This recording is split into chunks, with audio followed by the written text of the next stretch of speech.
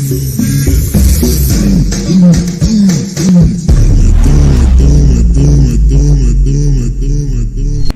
guys, selamat pagi. Berjumpa kembali dalam YouTube channel kami, yaitu Cahaya Timur Sel. Kali ini kita kedatangan orderan, yaitu Oppo A54. Sekaligus kita mau cek kondisi fisik serta pengaktifan kartu garansinya. Orderan ini dipesan oleh customer kita melalui media sosial.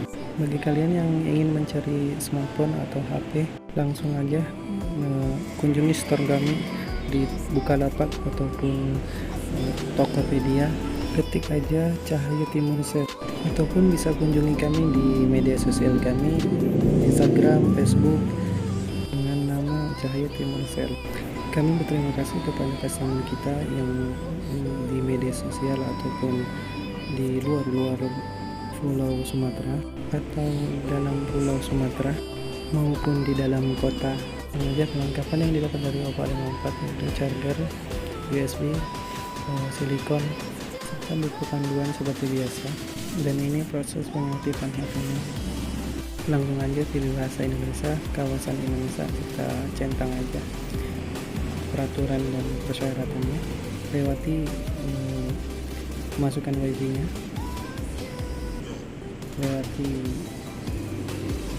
oke, lewati dulu udah kadar 7.